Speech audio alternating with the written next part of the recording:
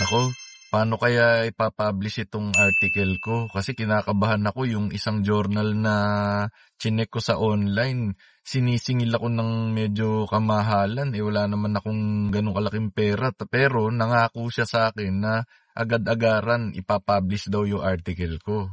Sa kagustuhan ng marami sa akademya na ma-promote, may mga iba na nagre-resort sa tinatawag nating mga predatory journals. Ano-ano nga ba yung sinasabi na predatory journals at bakit pinag-iingat ang mga nasa akademya, yung mga faculty o kahit mga opisyalis o kahit hindi mga nagtuturo sa pagpapasa ng mga articles dito? Madalas may kinalaman sa pera ang mga predatory journals kasi syempre bago ka makapublish, kailangan ipasa mo muna. Siyempre, ipapasa mo yung article at sasabihin sa'yo, ito yung presyo.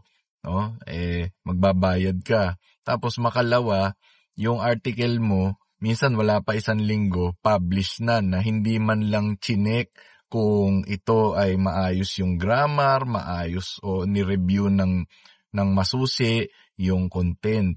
Kaya ito ay may tuturing na isang questionable avenue for publication. Isa pa dito, kapag yung editorial board hindi kilala o kaya wala pang masyadong na-publish o napatunayan sa kanilang field of specialization tapos ilalagay, makikita mo na sila pala member ng editorial board. Mahirap talaga yon.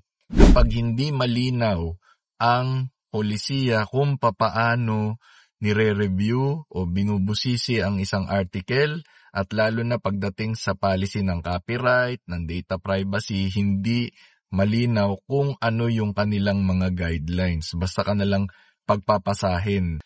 Kapag sobrang dami ng articles na tinanggap sa isang issue na hindi man lang ni-review, syempre meron talagang nire-require na number ng articles. Normally yan, marami na ang 8 hanggang 10 sa isang multidisciplinary journal o kaya iba mas konti pa. Kasi doon mo makikita kung talagang itong mga articles na ito ay masusing maan sa review.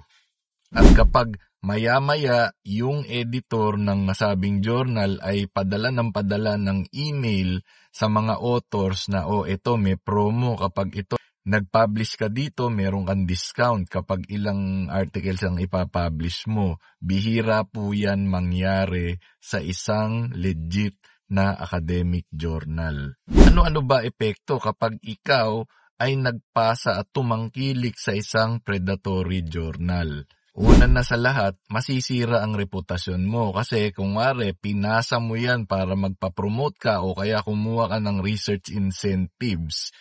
Halimbawa, dahil sasabihin nasa Scopus, siyempre re-reviewin yan ng inyong research office. Kapag ito nakita at let's say nakakailan ka ng application, pwedeng mabawi sa iyo yung natanggap na incentive.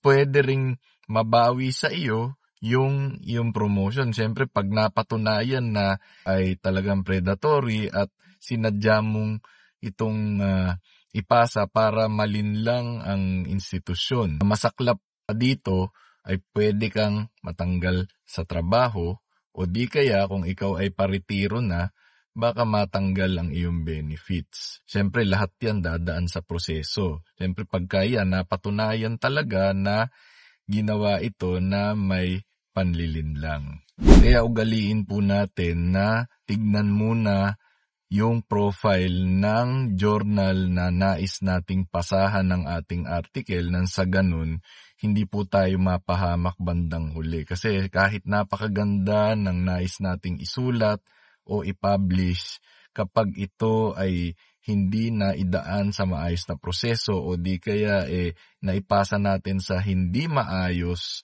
na journal, diba? Masasayang lahat ang ating pinaghirapan.